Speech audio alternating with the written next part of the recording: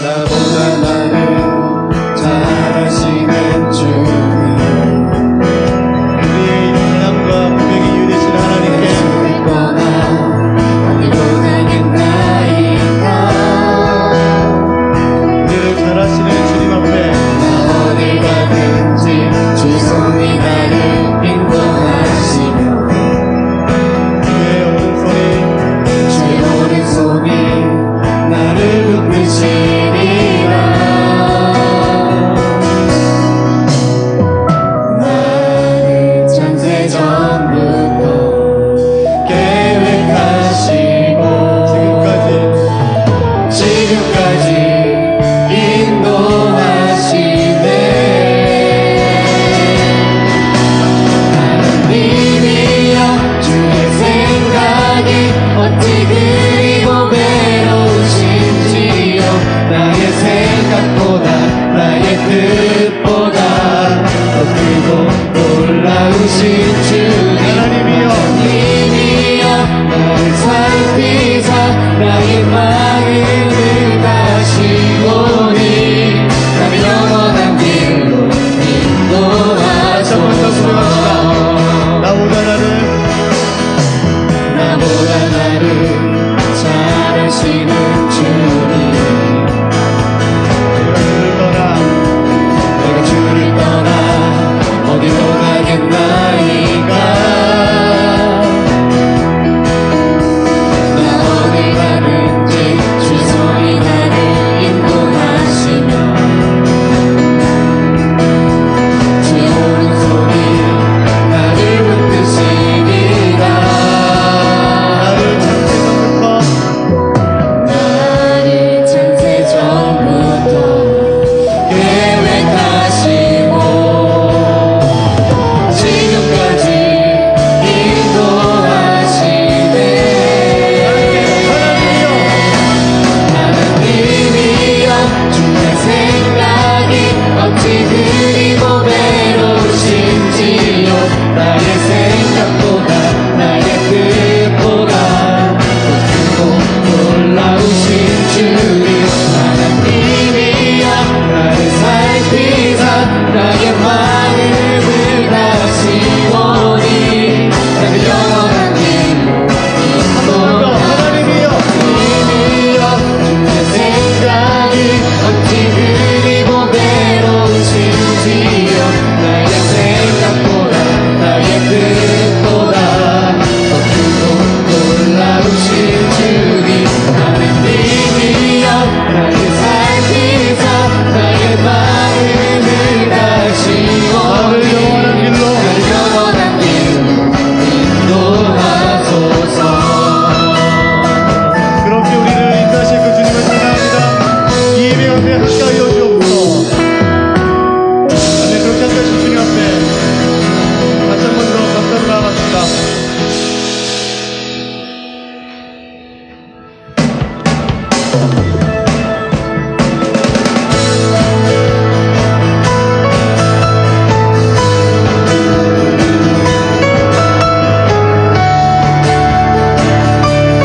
다시 한 번 더 그 주님 앞에 내 입술이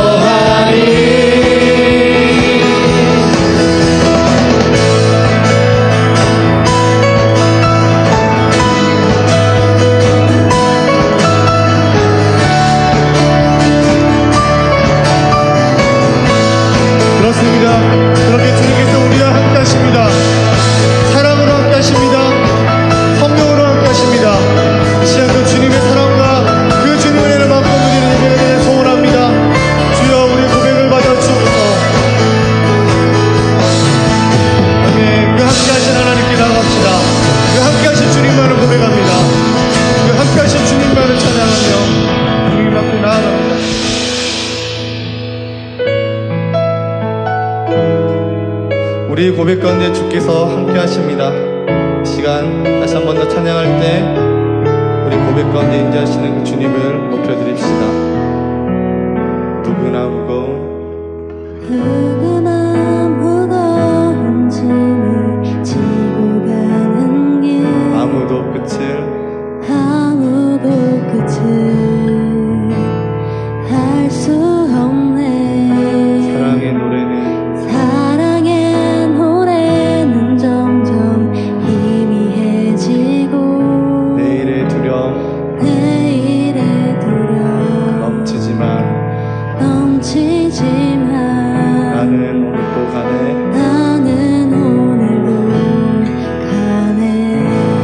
사랑의 주님이 나를 부르신 그 길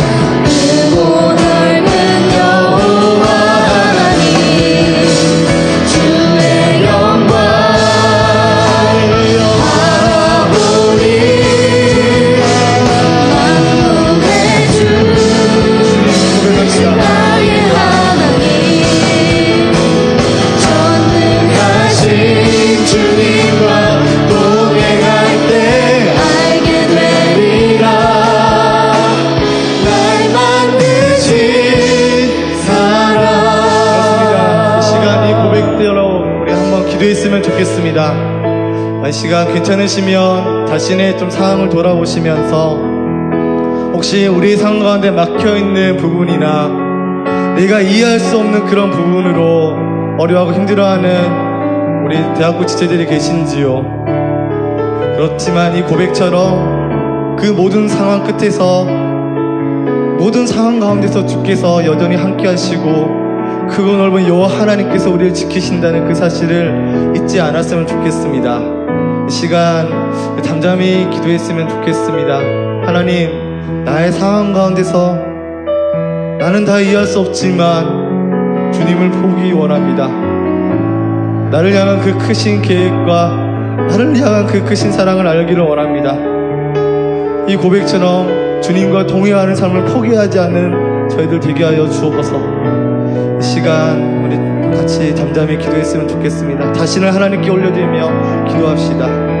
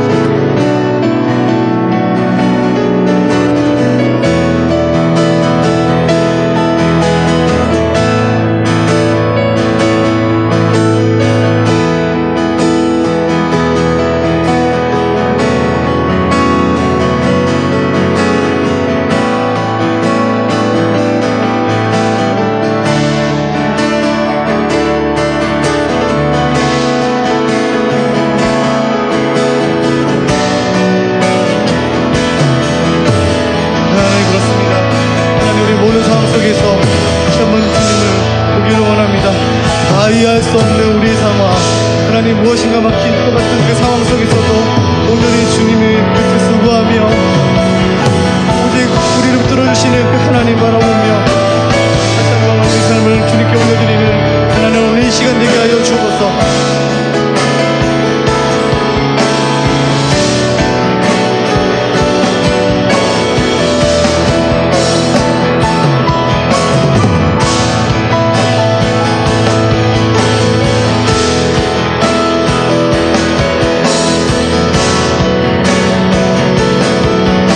이렇게 우리 삶을 주님 앞에 올려드립니다.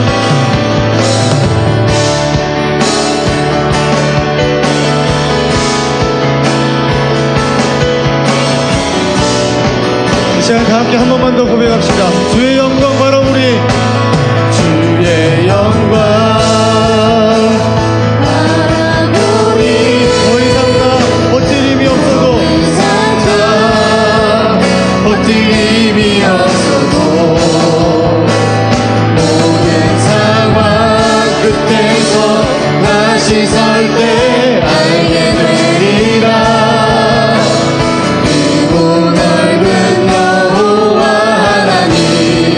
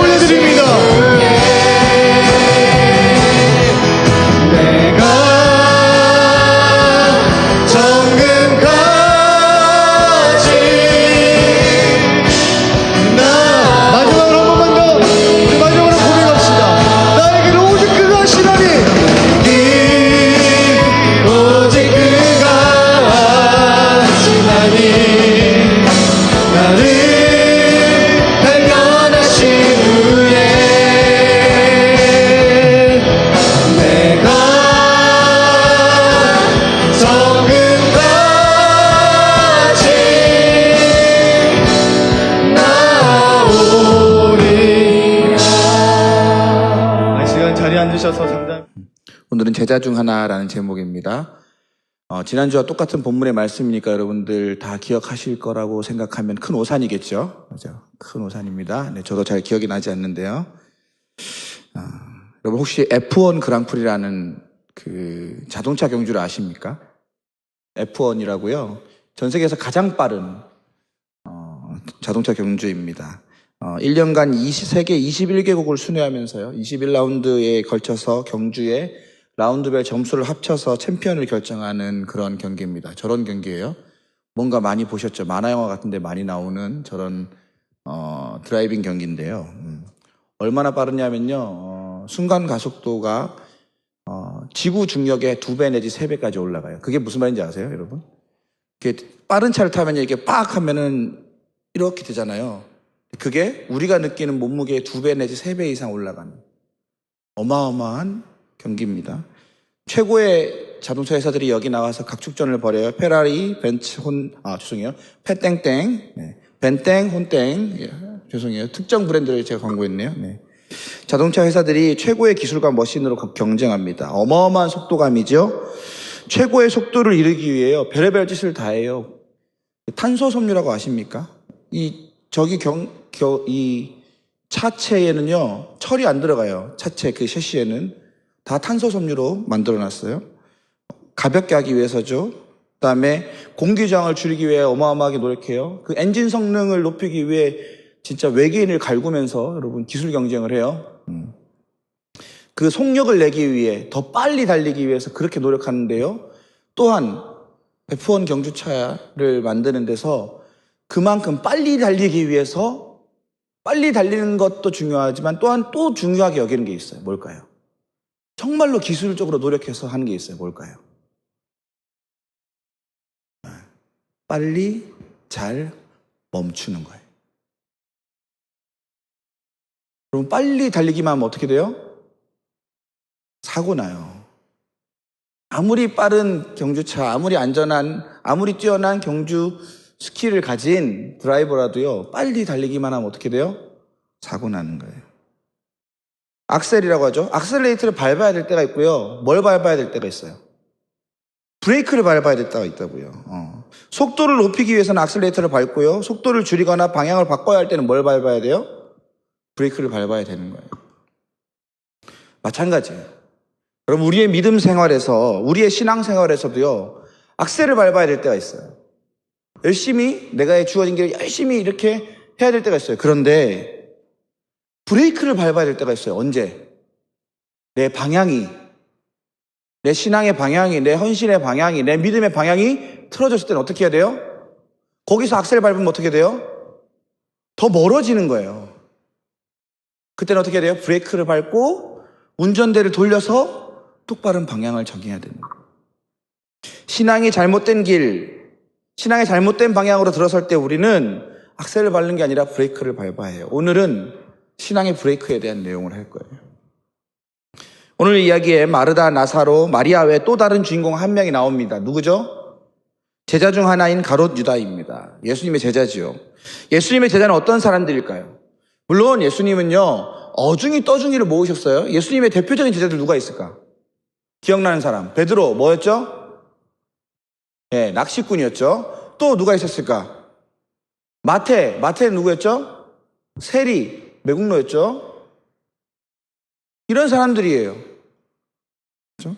어부, 세리 등 여러 어중이 떠중이들을 예수님이 부르셨어요. 그러나 그들은 예수님에 의해 뭐예요? 선발된 자들이에요. 예수님께 선발되어 예수님의 제자로서 예수님의 공생애에서 가장 측근, 최측근이라고 그러죠. 가장 측근에서 예수님을 보좌하면서 예수님 운동, 예수님 무브먼트에 최고의 권위를 가진 사람이었어요. 3년 동안 공생애를 가장 가까이 하면서 말씀 듣고요. 가장 가까이서 사역을 같이 했어요. 최측근이에요. 그리고 이제 유다의 특징이 있죠. 그들 중 하나 뭐죠? 돈꾀를 맡은 자. 여러분 돈 누구한테 맡겨요? 여러분 돈 맡겨요? 안 맡기죠. 그죠? 아무한테도 안 맡겨요. 여러분 저도 제 공인인증서 비밀번호는 제 아내만 알고 있습니다. 네. 그죠? 아무도 안 알려줘요. 엄마한테 알려주는 사람 혹시 내 공인인증서 비밀번호 엄마한테 알려주는 사람 없을걸요? 거의 없을 거예요. 그죠?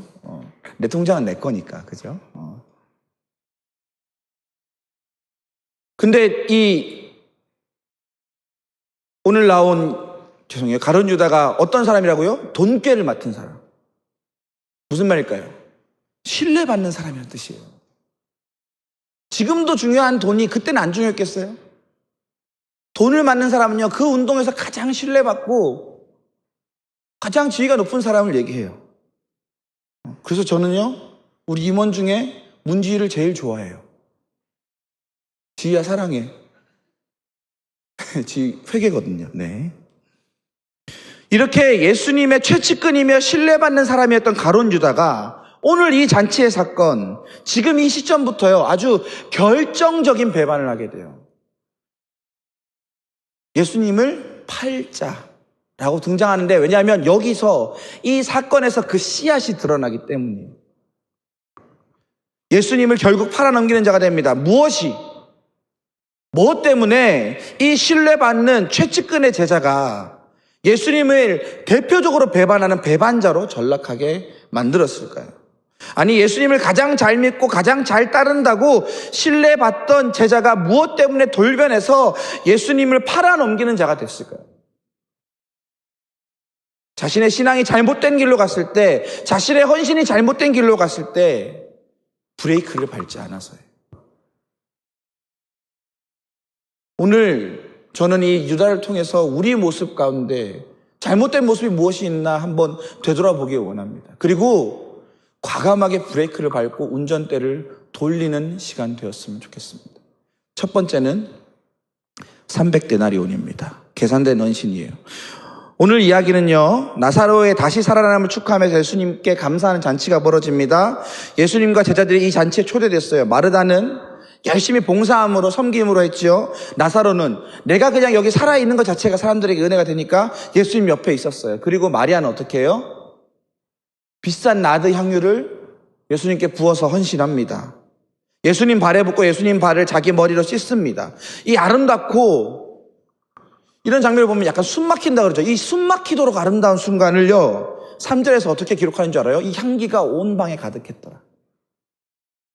얼마나 아름답고 숨 막히는 순간입니까? 그런데 이 잔치, 이 아름다운 헌신이 가득한 이 시공간을 와장창 깨뜨리는 사람이 있어요. 누굴까요? 가룟 유다예요.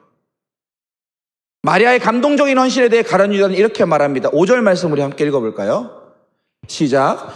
이 향유를 어찌하여 300데나리온에 팔아 가난한 자들에게 주지 않겠느냐 하니. 유다는 돈을 맡은 자니까 계산이 빨랐겠죠. 그죠? 그가 예수님 사역에서 재정을 담당해서인지 마리아가 향유를 예수님의 발에 부었을 때 이미 거의 자동적으로 계산이 됐어요. 어떻게 해요?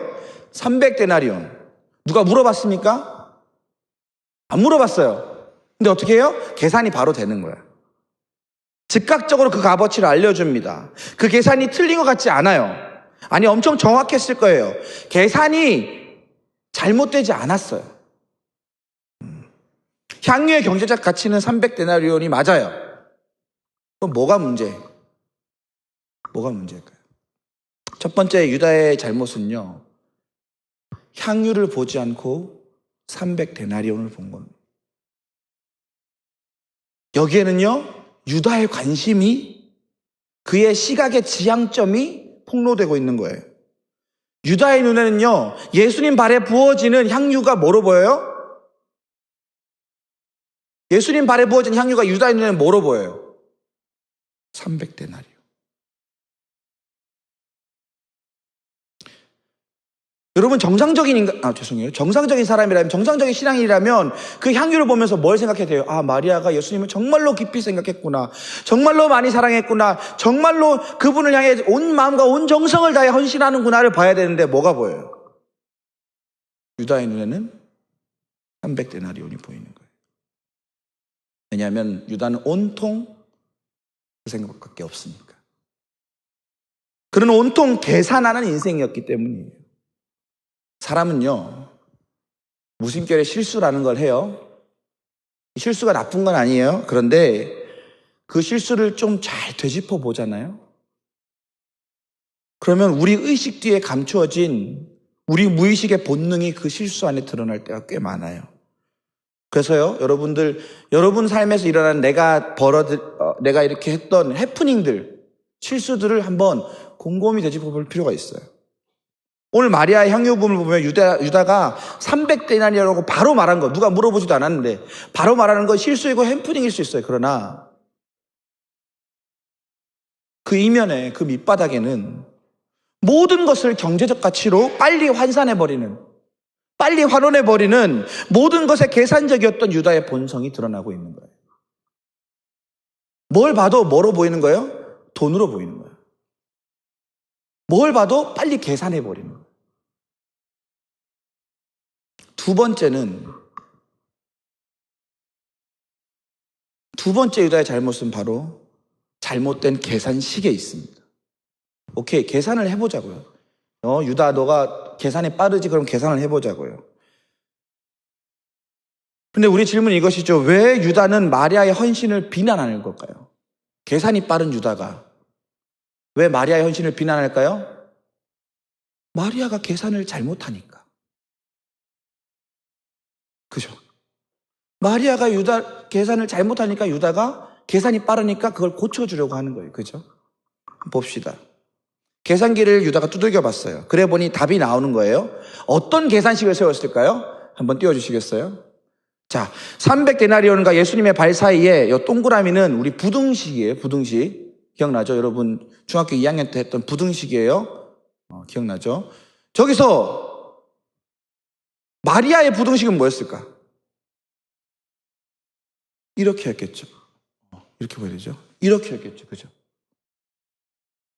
그런데 유다의 부등식은 다음 장면 보여주시겠어요? 이거죠. 어느 게 더 커요? 어느 게 더 큰 거예요? 300데나리온이 더 큰 거예요. 유다의 머리로, 유다의 계산기로 아무리 생각해봐도 예수님의 발보다는 300데나리온이 더 크게 느껴지는 거예요. 마리아와 정반대지요. 마리아는 나를 사랑하시는 예수님이 300데나리온과 비교할 수 없을 만큼 소중한 분이기에 자신의 모든 것을 들여 헌신하죠. 그러나 유다는 도저히 그럴 수 없어요. 왜? 계산이 분명한데 아무리 내 계산기로 두들겨 봐도 예수님의 발에 300데나리온은 너무 과한 거거든. 이후 유다는 어떻게 예수님을 대하지요? 거기에 유다의 계산식이 들어있어요. 이후 유다는 예수님을 제사장들과 서기관들의 손에 팔아넘깁니다. 그때 그는 예수님의 목숨값으로 은 30세겔로 거래해요. 당시 성인 남성 노예의 몸값이에요. 지금으로 따지면 한 40에서 50만 원 정도라고 얘기해요. 그의 계산식이 어떨까요? 한번 띄워주시겠죠? 은 30세겔보다, 아니 예수님의 목숨보다 뭐가 더 중요해요? 더 커요? 은 30세겔이 더 큰 거예요. 자, 잠시 제 얘기를 좀 하겠습니다. 저희 집에 고양이 2마리가 살고 있습니다. 청단이와 호단이라는 고양이가 살고 있는데요. 고양이를 키우는 사람들은 스스로를 뭐라 그러냐면 집사라고 해요. 저는 문집사입니다. 혹시 여기들 집사, 아니요, 진짜 교회 디컨 집사님 말고 고양이 집사님들 계십니까? 저는 집사입니다. 몇 년 전 저희 고양이 중 한 마리 호단이가 문 밖으로 뛰쳐나갔다가 뭔가를 잘못 먹고 들어온 적이 있어요. 그때는 몰랐어요. 그런데 얘가 3일 동안 아무것도 먹지 않아서 병원에 가보니까 간이 완전히 망가져 버린 거예요. 보니까 농약이 묻은 그 풀을 뜯어 먹은 것 같았어요. 간 수치가 거의 치사량이 넘어갔어요. 그래서 병원에서는 최선의 치료를 다해보겠으나 마음의 준비를 하고 가라 그랬어요. 2, 3일 안에 죽을지 안 죽을지 결론이 난다 그랬어요. 다행히 한 달의 입원과 집중 치료를 받고 호단이가 제 품에 돌아왔어요. 호단이만 돌아온 건 아니에요. 뭐가 제게 주어졌을까요? 병원비. 이렇게 계산이 느려서야 100만 원이 훨씬 넘어갔어요. 한 2, 30만 원 됐어요. 그때 제 사례비가 얼마였냐면 70만 원이었어요. 아까웠을까? 제가 만약 100만 원보다 호단이를 덜 사랑했으면 아까웠겠죠. 저는 호단이를 훨씬 좋아했어요. 눈물로 안고 있었어요. 처음에 걔가 이렇게 완전히 빼짝 말라가지고 털도 다 깎인 상태로 들어올 때 너무 뭉클했어요. 제 눈에는 영수증이 아니라 호단이가 들어왔어요. 물론 그 후 가정경제가 좀 어려워졌어요. 호단이를, 그러나 그때 저는 그렇게 했어요. 호단이를 보면서 삼시세끼 라면으로 버텼어요. 아니, 제게는 고양이 한 마리가 100만 원도 넘게 느껴지는데 어떻게 유다한테는 예수님이 40만 원, 50만 원치도 안 될까? 어쩌다 이렇게 돼버렸을까? 어떻게 이런 일이 벌어질까요? 어떻게 예수님의 제자라는 유다에게 이런 일이 벌어질까요? 여러분, 제자예요, 제자, 유다가. 내 인생을 걸고 예수님을 쫓은 사람이라고요. 그죠? 예수님 따라오라고 그랬을 때 자기가 가지고 있던 모든 것을 버리고 예수님 따라온 사람이 유다예요. 자신의 인생을 걸고 예수님을 쫓아온 예수님의 제자라는 사람에게 어떻게 이런 계산식이 가능할까요? 그것은 마리아와 유다 사이의 결정적인 차이 때문입니다. 마리아는 자신을 위해 놀라운 일을 베푸신 예수님의 그 사랑과 은혜에 감격해서 자기의 모든 것을 내어놓습니다. 헌신합니다. 그녀에게 예수님은요, 도저히 값어치로 매길 수 없는, 그 무엇과도 바꿀 수 없는 분이었죠. 마리아에게 예수님은요, 세상이 줄 수 없는 놀라운 사랑을 주신 분입니다. 유다 역시 처음엔 그랬겠죠. 자신의 모든 것을 내어놓고 예수님을 따랐습니다. 그러나 악생만 밟다가 잘못된 길로 들어섰는데 브레이크를 못 밟았어요. 그게 뭐였죠? 바로 계산하는 헌신이었어요.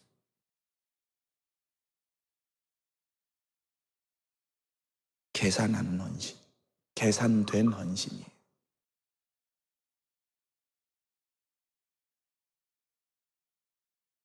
예수님을 따르다 자신의 꿈을 예수님을 통해 실현하고자 했어요. 예수님을 따르다 나의 세속적인 욕망을 예수님을 통해서 한번 해결해 보려고 했어요. 그때 브레이크를 밟았어야 됐는데 브레이크를 밟지 못했어요. 또 남은 건 계산기뿐이에요. 계산기를 두들겨 본 유다는요, 예수님이 자신의 꿈을 실현하기 위한, 자신의 욕망을 이루기 위한 도구로만 보여요. 그리고 유다가 지금 예수님을 향해 헌신하고 있는 이 모습이 왜 그런 것인지 이 계산기를 통해 보여줘요. 더 이상 유다에게 예수님에 대한 사랑은 없어요. 계산기를 두들겨 봐서 유다에게 예수님은 자신의 꿈을 실현하기 위해서 도움이 되는 존재인가 도움이 되지 않는 존재인가만 나올 뿐이에요. 아니, 더 제가 유다스럽게 표현해 볼까요?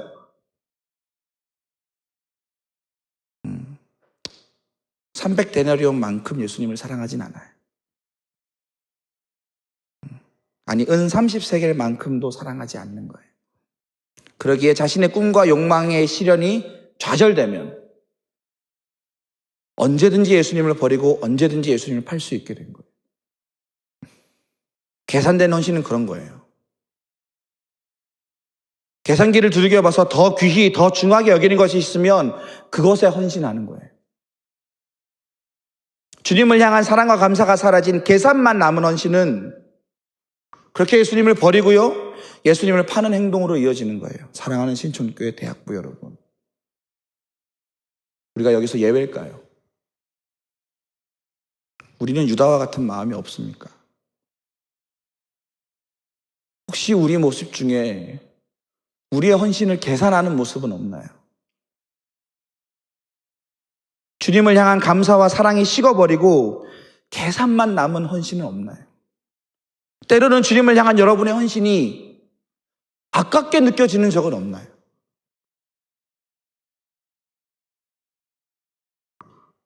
여러분, 지금 만약에 내 신앙의 상태가 이런 것이라면, 예수님을 향한 헌신이, 예수님을 향한 믿음이 내 인생의 손해라고 느껴지고 내 인생에 아깝게 느껴지면, 여러분 지금 뭐 해야 돼요? 악셀을 밟는 게 아니라 뭐 해야 돼요? 브레이크를 밟아야 돼요. 지금 이 방향에서 멈추고 우리의 운전대를 다른 곳으로 돌려야 돼요. 어디로? 하나님을 향한 사랑과 감사가 넘치는 헌신의 방향으로 우리의 운전대를 돌려야 되는 거예요. 나의 헌신이 자꾸 계산되고 아까워지고 그럴 때 우리는 브레이크를 밟고 원래의 방향, 예수님을 향한 사랑과 예수님에 대한 감사로 우리의 운전대를 돌려야 되는 겁니다. 사랑하는 여러분, 운전대를 돌리고 원래의 방향으로 돌아오십시오. 두 번째 유다의 모습에서 안타깝게 드러나는 모습은 바로 위장된 헌신입니다. 우리 한번 따라해 볼까요? 우리 두 번째 소제목 띄워주실래요? 두 번째는 가난한 자들 위장된 헌신입니다. 따라해 봅시다. 시작. 가난한 자들 위장된 헌신. 이 300세겔이 그렇게 계산된 마리아의 향유 부음에 대한 유다의 어떤 폭로였다면 또 다른 비난이 지금 유다는 마리아를 향해 퍼붓고 있어요. 그건 뭐냐면 유다의 내면에 또 다른 추악한 죄성이 있는 거예요. 우리 5절 말씀 한 번 더 읽어볼까요? 시작. 이 향유를 어찌하여 300데나리온에 팔아 가난한 자들에게 주지 않겠느냐. 지금 유다는요, 마리아의 헌신이 계산이 잘못됐다라는 표현도 하고 있지만 뭘 표현하고 있는 거예요? 네 헌신의 용도가 잘못됐다, 이 표현을 하고 있는 거잖아요. 계산도 틀리지 않고 정확한데 심지어 용도의 지적조차 너무 날카로워요. 유다가 지금 틀린 말 합니까? 이 향유를, 아니 300데나리온을 예수님의 발에 부어버려서 버려버리면 어떡하냐. 그걸 팔아서 가난한 자들에게 주는 것이 훨씬 좋지 않겠느냐. 아니 예수님도 그걸 자기 발에 붓는 게 아니라 가난한 사람들에게 주는 거 더 좋아하지 않겠느냐. 뭔가 핵심을 찌르죠. 예수님이 가난한 자들, 헐벗은 자들에 대해 얼마나 강조하고 사랑하셨습니까? 소외된 이웃을 향한 사랑과 섬김을 얼마나 강조하신 분입니까? 한번 같이 읽어볼까요? 마태복음 19장 21절 말씀입니다. 마태복음 19장 21절 말씀 함께 읽겠습니다. 시작. 예수께서 이르시되 내가 온전하고자 할진대 가서 네 소유를 팔아 가난한 자들에게 주라. 그리하면 하늘에서 보화가 내게 있으리라. 그리고 와서 나를 따르라 하시니. 이것만 말씀하셨어요? 누가복음 14장 13절입니다. 같이 읽겠습니다. 잔치를 베풀거든 차라리 가난한 자들과 몸 불편한 자들과 저는 자들과 맹인을 청하라. 여러분, 심지어 예수님은요, 자신의 복음 전함의 목적, 내가 이 땅에 온 목적에 대해서 가난한 자들을 들어서 언급하십니다. 누가복음 4장 18절 한번 읽어보겠습니다. 시작. 주의 성령이 내게 임하셨으니 이는 가난한 자에게 복음을 전하게 하시려고 내게 기름을 부으시고 나를 보려서 포도는 자에게 자유를, 눈먼 자에게 다시 보게 함을 전파하며 눌린 자를 자유롭게 하고. 그렇죠. 가룟 유다는 달라도 뭐가 달라요. 돈꾀를 맡을 만큼 신뢰받는 제자잖아요. 가룟 유다는 달라요. 뭘 달라요? 예수님이 뭘 말했는지 기억하고 있는 거예요. 예수님 말씀을 기억하고 있어서 그걸 지금 교묘에 이용하고 있는 거예요. 뭐로? 가난한 자들에게 팔아주라고. 거기에 모인 사람들이 어떤 반응이었을까요? 야, 정말 유다가 옳은 말, 지당한 말을 하는 거라 생각했을 것입니다. 그 말에 논리적 빈틈이 있어요? 없어요? 없어요. 가장 합리적이고 상식적인 것처럼 여겨지는 이 유다의 말은요, 너무 안타깝게도 자기를 기만하고 사람들을 속이고 있어요. 300데나리온을 가난한 자들에게 주면 얼마나 좋겠냐, 이 말이죠. 지금 유다는요, 살펴봐요. 이 말을 함으로써요, 마치 자신이 얼마나 가난한 자들을 위하고 있는지를 드러내고 있는 거예요.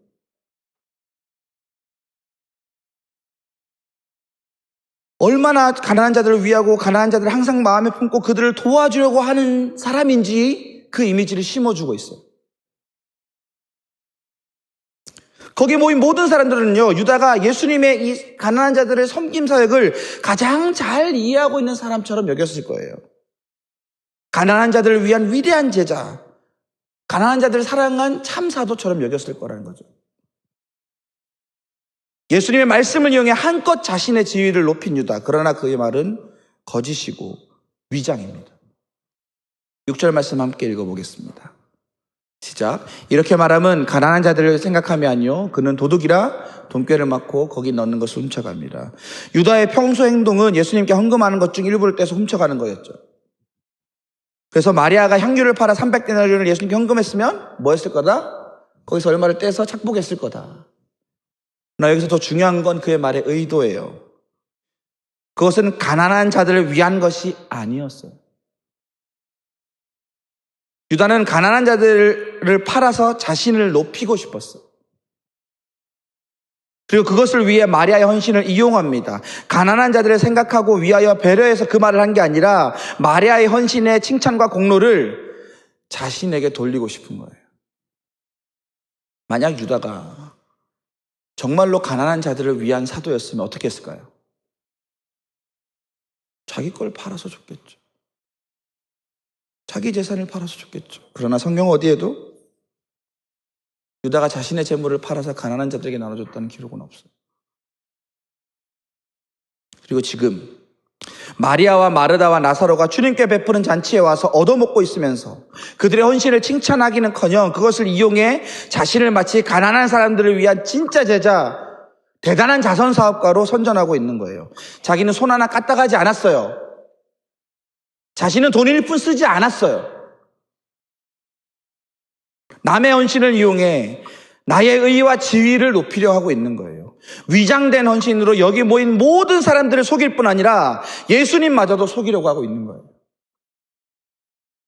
결국 자기 뱃속을 채우고 자기의 의를 높이려는 위장된 헌신은 예수님마저도, 하나님마저도 기만하려 하고 예수를 배반할 씨앗이 돼요. 충실한 제자인 척하죠. 예수님, 지금 유다가. 이게 어디서 등장하냐면 유다는 예수님을 제사장들의 손에 넘길 때 이렇게 행동해요. 마태복음 26장 48절 49절 말씀 함께 읽겠습니다. 시작. 예수를 파는 자가 그들에게 군호를 짜 이르되 내가 입맞추는 자가 그이니 그를 잡으라 한지라. 곧 예수께 나와 라삐어 안녕하시옵니까 하고 입을 맞추니. 입맞춤에 인사하는 건 굉장히 공손하고 상대방을 높이는 인사였어요. 어떻게 했어요? 라삐어 선생님, 네 선생님 안녕하십니까? 라고 입맞춤에 인사해요. 높이는 행동이었어요. 이게 예수님을 높이는 행동이었냐고요? 아니죠. 예수님을 팔아넘기는 사인이었죠. 유다는 대제사장들이 파송한 체포대와 함께 계략을 짜고 예수님께 접근하여 예수님을 잡아 넘깁니다. 이때도 그는 평소처럼 위장된 헌신으로 예수님을 팔아넘깁니다. 예수님을 선생님으로 높이는 척 인사하며 위장하지만 실제로는 팔아넘깁니다. 자기를 높이고 자기를 드러내려고 속이는 헌신은 결국 자기가 자기 살 길을 위해 예수님을 팔아넘기는 그 못된 행동으로 이어지는 거예요. 처음부터 이랬을까? 유다가 처음부터 이렇게 스스로를 속이고 위장하는 헌신을 했을까요? 아니었겠죠. 그렇지 않았을 거예요. 그러나 어느 날 한번 마치 자신의 신앙이 대단한 것인 양 사람들에게 슬쩍 블러핑이라 그러나요? 허풍을 떨었겠죠. 사람들이 이렇게 보는 거예요. 와, 대단한데? 뭔가 다른데? 뭔가 너 다르구나. 대단하다.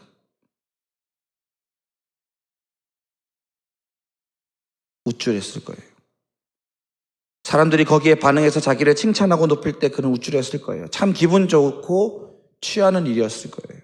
그리고 다음 기회에 또 하고 그 다음 기회에 또 하고 결국 그의 진짜 신앙의 모습, 진짜 헌신의 모습은 온데간데 없고 속이고 위장된 헌신의 모습만 남아있는 거예요. 브레이크를 밟아야 했을 때 밟지 못했어요. 위장된 헌신으로 자기를 높이고 다른 사람을 속이고 예수님을 속였고 나중에 그 위장된 헌신으로 예수님을 팔아넘겼어요. 사랑하는 신천교회 대학부 여러분, 혹시 우리는 하나님을 향해 헌신한다고 하면서 그 속에서 나를 높이고 나를 드러내려고 하고 나의 의를 높이고자 하진 않습니까? 하나님을 향해 헌신한다고 하면서 사람들의 칭송을 받고 싶어하고 자신의 지위를 높이고자 하나님과 사람 앞에서 자신의 신앙이 대단한 것처럼 꾸며내지는 않습니까? 자기 속은 그렇지 않은데 정말로 의롭고 거룩한 신앙인인 척 위장하면서 사람들의 칭송을 받고 계시진 않습니까? 오늘 지금 저는 저에게도 동일한 질문을 던지고 있습니다. 위장된 헌신의 브레이크를 거십시오. 나를 높이고 나를 칭송하고자 하는 그 위장된 헌신에서 돌이켜 진짜 헌신으로 돌아오십시오. 진짜 헌신은 뭡니까? 나는 낮아지고 주님이 높아지는 게 헌신입니다. 나의 주장은 내려가고 내 삶에서 주의 뜻이 이루어지는 게 헌신입니다. 나는 가려지고 주님만 온전히 내 삶에서 드러나는 것이 헌신입니다. 여러분, 참된 헌신으로 돌아오십시오. 오늘 설교를 마치겠습니다. 오늘 유다의 소개의 첫 구절이 뭡니까? 오늘 설교 제목이죠. 뭡니까? 제자 중 하나. 여러분, 이 구원의 잔치를 파괴하고 어지럽히는 자가 누굽니까? 예수님과 먼 자예요? 예수님의 대적자예요? 예수님을 원래부터 비난하던 사람이에요? 아니에요. 예수님의 최측근, 가장 가깝고 가장 신뢰받았던 제자예요. 그는 예수님을 돕기는커녕 예수님을 방해하고 속이고 팔아넘기는 자가 돼요. 이 말은요, 우리 누구도 여기서 예외일 수 없다는 말이에요. 심지어 제자 중 하나도 그랬는데, 그렇게 예수님을 따랐던 제자들도 그랬는데 우리라고 그러지 않을 것 같습니까? 그렇지 않아요. 사랑하는 여러분, 오늘 우리 헌신을 돌이켜봅시다. 진심으로 기도하면서 주님 앞에 마음을 내려놓으면서 우리의 거짓된 모습, 우리의 속이는 모습, 우리의 계산된 모습들을 다 주님 앞에 내려놓읍시다. 여러분, 혹시 계산된 헌신을 하고 있지는 않습니까? 혹시 내가 주님 앞에 내려놓은 것들이 아깝지 않으십니까? 내 시간이, 내 노력이, 내 사랑이, 내 물질이 아깝지 않으십니까? 여러분, 그러면 어떻게 해야 돼요? 브레이크 밟아야 돼요. 지금 브레이크를 밟으십시오. 주님께 돌아오십시오. 주님을 향한 감사와 주님을 향한 놀라운 그 하나님의 그 놀라운 사랑에 대한 감사와 감격으로 내 삶을 하나님 앞에 올려드리는 그 참된 헌신으로 돌아오십시오. 여러분, 혹시 위장된 헌신을 하고 있지는 않습니까? 그 헌신을 통해 내가 드러나고 내 뜻이 높아지고 내 뜻이 관철되고 나의 모습이 사람들에게 칭송받는 걸 원하지는 않으십니까? 브레이크를 밟으십시오. 참된 헌신으로 돌아오십시오. 나를 낮추고 주님을 높이는 헌신으로 돌아오십시오. 내 주장은 사그라들고 주의 뜻이 내 삶에서 이루어지는 그 헌신으로 돌아오십시오. 이 시간 함께 기도했으면 좋겠습니다. 사랑의 주님,